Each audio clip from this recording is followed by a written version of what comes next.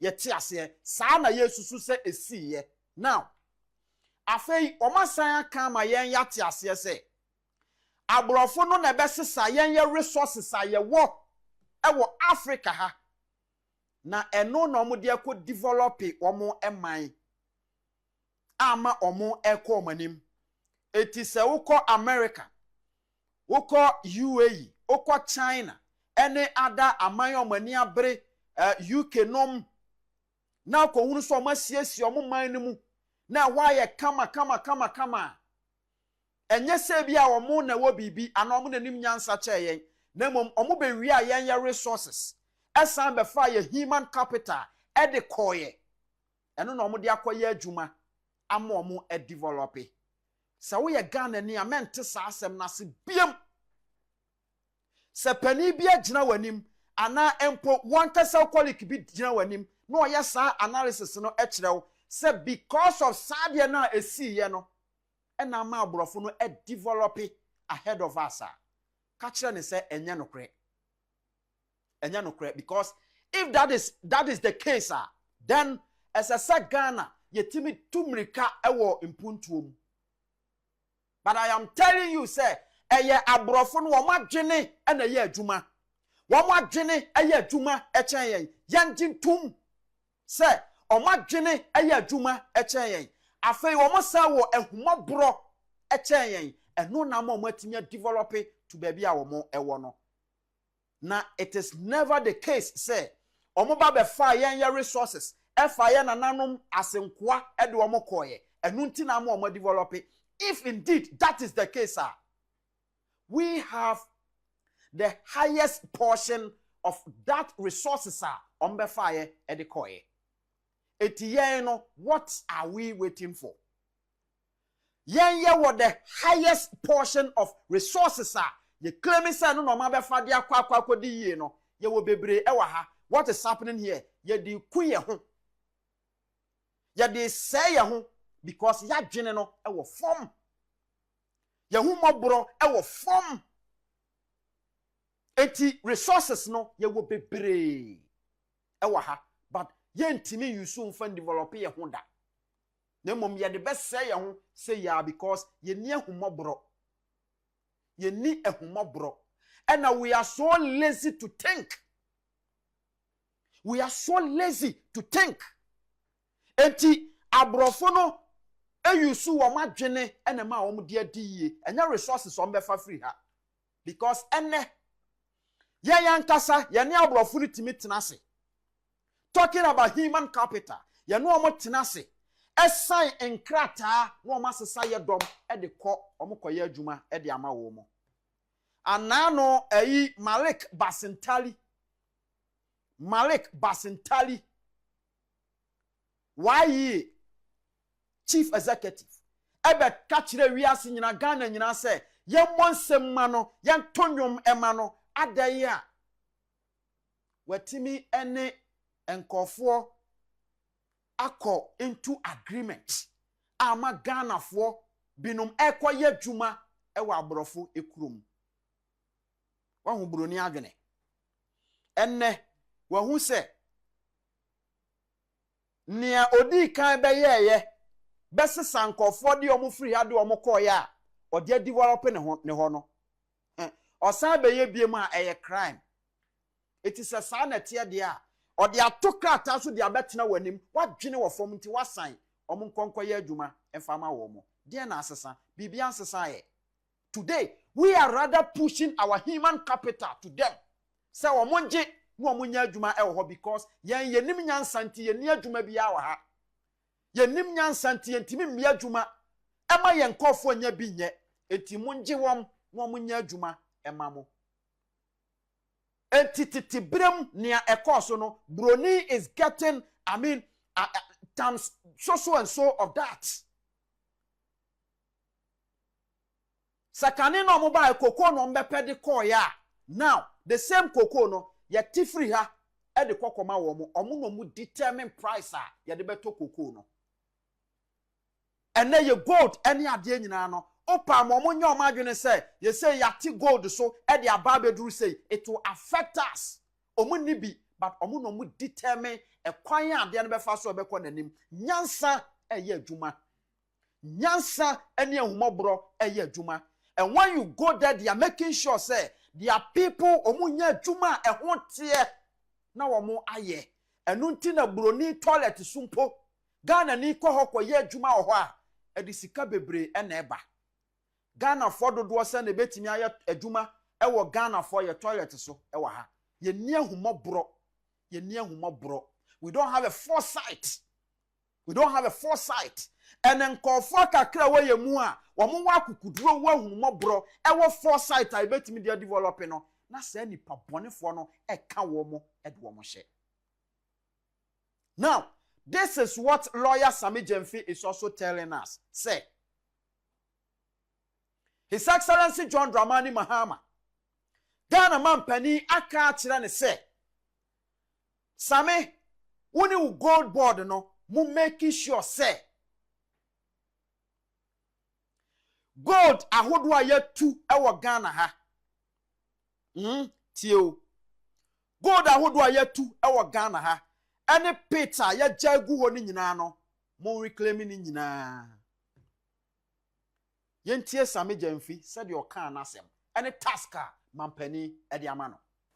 Land reclamation, this is one of the issues that His Excellency the President is very, very passionate about. It is true that when a concession is allotted to a miner, be it a small-scale miner or a large-scale miner, there are requirements under the mining regulations of Ghana for them to undertake reclamation of. They must cover pits, they must plant trees, and in some cases, they are even asked to post environmental bonds by the EPA. And therefore, the responsibility for reclamation, lies at the doorstep of that licensed miner. But look, we've been mining gold for over 126 years. And we all know that the enforcement of this reclamation requirement has been a challenge. And yet, Gold Board, that is barely 2 years old, must confront these age-long problems, these decade-long problems. But we are not going to make excuses. We are not going to say that these problems predate us, so we are going to fold our arms and just lament. So President Mahama is saying that even though Gold Board, you didn't cause the damage, because I have now set you up, and you are now operating effectively, and you're supposed to make profits from the gold you're buying and selling. When you make the profits, there is something called corporate social responsibility. Go to the areas that the lands have been devastated without reclamation, and use part of your profit to reclaim those areas. That is why we went to Samreboy, Tano Nimiri Forest, and currently we are reclaiming 50 hectares. We have engaged the Engineers Regiment of the Ghana Armed Forces and the Forestry Commission. We are paying them over 35 million Ghana cedis for that as a part of phase 1. And next year, President Mahama says we should cover at least 150 hectares of degraded forest reserves. And we are going to do that next year. So it is not our obligation, it's the obligation of the miners, but you cannot say that because that has not been done over the years, nothing should be done. And that is why Gold Board is a very important intervention that we must all support. Because if you didn't have a Gold Board, who will be reclaiming Apaprama and Tanon? Who will be doing that? The private people will not do it. And we have to always rely on donor funds for these reclamation projects. Enti we a lawyer Sammy Gyamfi, the CEO of Gold Board, and say or say His Excellency John Dramani Mahama aka kyerɛ ne say, Sammy, unim say ye sha say ye to gold e wo Ghana ha no over 100 years ma obia hunu say nea waye we enye na ye sia no wo kwampa so say de be ya afofra kan so nkonkoye saa no ye ye omu yedum ko so mo hwe mu anwa wo ye party ni oh we ye party ni o na we wunim so ye party ni nsem genjan say ya na ekoso sem genjan say ya. Now the same lawyer Sammy Gyamfi esanso kasabiem say now His Excellency John Dramani Mahama Ghana man penny aka kyerɛ ne say they should work to acquire traceability technology. No mo fanya adwuma.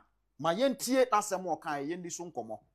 Traceability, an issue that keeps coming up, Galamsey gold. So, since Ghana started producing gold, that gold has always had a market. That gold has always been bought. And it was being bought by private individuals. And we're all in this country. And nobody said anything. And private individuals who were foreigners and Ghanaians bought this gold and exported it. Until the MPP government in 2021 decided to now go into gold purchasing.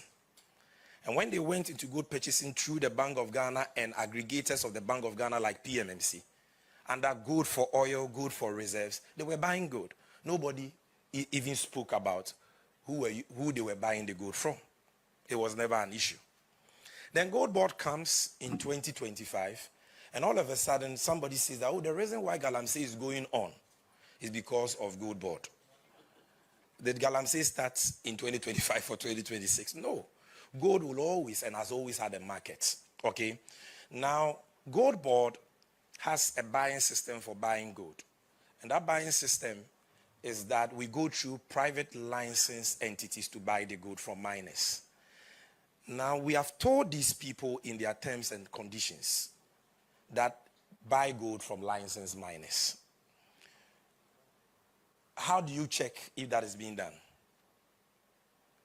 The only way you can check is through the use of technology. That is what we call traceability. And this technology has been non-existent in Ghana for decades.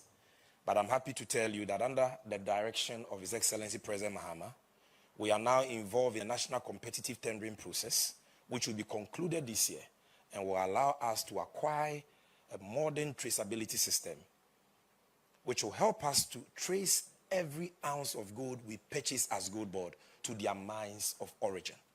So once that system now is rolled out, then we will be able to know the sources of the gold. And then Parliament can pass a law as to what should happen to Galamsey gold. Whether that gold should be rejected and we should allow the people to smuggle it, or we should confiscate it, or we should buy it at a punitive discount. We'll go to Parliament for Parliament to pass that law. But for now, if Sami Jamfi sits in Accra, CEO of Gold Board, and his aggregator brings him 20 bars of gold, 5 kilograms each. If you hold a 5 kilogram bar of gold, can you with your naked eye tell where that gold, the components of that 5 kg bar, and which parts of the country or which mine it came from, for you to say I will reject or accept? No. And that is why we need technology. Nobody has done it. Those who did gold for oil, gold for reserve didn't do it. President Mahama's Gold Board would do it. Enti we a lawyer Samuel Jamfi, Sami Jamfi, and a Okasano or say, Ghana man penny John Dramani Mahama akache and say, Wamo and modern so betimianya machines, equipment, and shaya. Yadi a tracy gold. Near who say gold way no. We yahemwa efri juani na wajuani ni nsoso no omutu no da sei na da omudi tu ya nachi no omukoton ma nipa we eno na nam so a ama bedru Gold Board enchen ama Gold Board ato na so munya sa equipment no ewia. Now what they are also going to do and say ombeko Parliament na omakwa ne Parliament akwasha yeden hihye kwato Parliament anim ema Parliament ayemra se omotrace no mu se ebia gold we no eye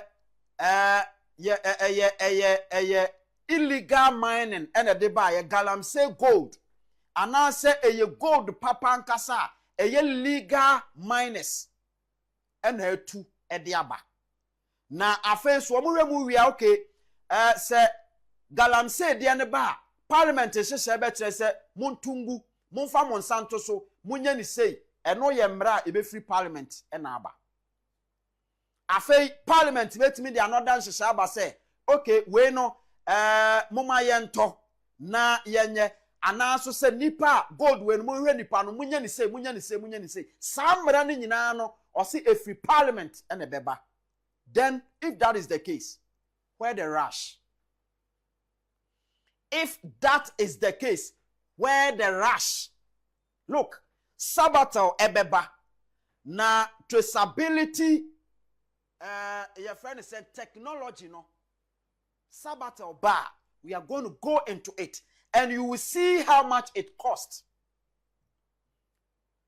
Enti say ye betimi aye nsan hyehyeye ne de a, this is why I am telling you say look galamsey no there's no way say end this normal ambaso mu betu ase and this traceability technology aye kan ho asem no ansa na ebeba no na ye kwa akoto aba 2028 no mu de didi poto no mu de didi peche atubiagu. That's exactly what they want to do. Because look, say ampasa mampani mahama at your position. Na se waye krado se obetimi etu ase a. Ene na nka ntempana no esese san hyehyɛ we nyina no yetimi ye. Etinka sabre ya hyase eche your friend say galamsefo ehunu se we aye galamse de we efri ha we efri ha aya hyase eche sankofo ni nyina. Etinka wo se sa niam ni nyina no eba. Ansa na gold board nankasa kra no enso ahyase aye adwuma. But because of omo pese galamsey ne koso na omo ankasa omo ye involved in galamsey nti ene yese sa na tie de a ye nton koso na ye nye ne ayepe ene omugu so omo ye ne omo pe eti abusua moma yen fa ye ho adwene se MPP and NDC, they don't have anything better for us. Omuntimi nya hwe ema Ghana. Omunyina ba eye sika no omo pede asiesi ade ato mbotom. Omo pesika kogum paase. Ebi pesika kwa hye polytank m. Ebi pesika de akwa kogu fridge m. Sika timi gu fridge m ni ya lock no. Sa fridge ne nko de ukofie bia mu na sa fridge ne nko no. Ne document daddy ene kuta ne key daddy ene kuta na. Echira wo se sa efie ni mu no sa fridge no eniema wom eyamanrofo politicians, wicked politicians ayanya womo as leaders bibia ansesa ewa ha. Under their leadership nothing changes nia ekwa na eko. Now New Patriotic Party amanyokuo emu mpanifo lawyer Davis nom ene wo mo eka ho nyina no omako court se chama wuntumi to ayede na tomu no omo de appeal application no edeko na omo de call no they were expecting se court no be she date se in August ya no ye baba be di asem no ena court say sa appeal no omo be call appeal no so o medi ho asem a October 15th. October 15th. 2026. Ansana court no ebe kwache ma wuntumi appeal no eso. MPP for ne dwalai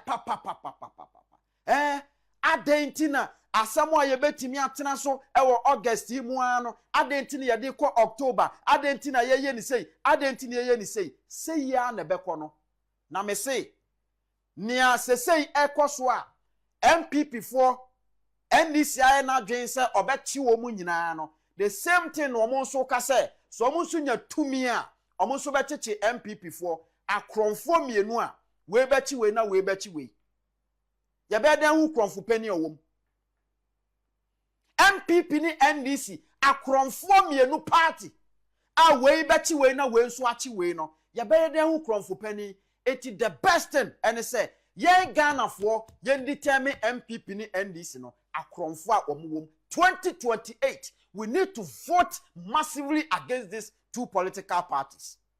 We have to vote against them because omomienu nyina ya akronfo we sorry we ya akronfo we sorry free MPP mu a NDC for ya akronfo obi sorry free NDC mu a MPP for ya akronfo etugu omoso saa ekira wo so omomienu nyina nim se kro no ewo mu ntem akronfo mienu ya ma kronfo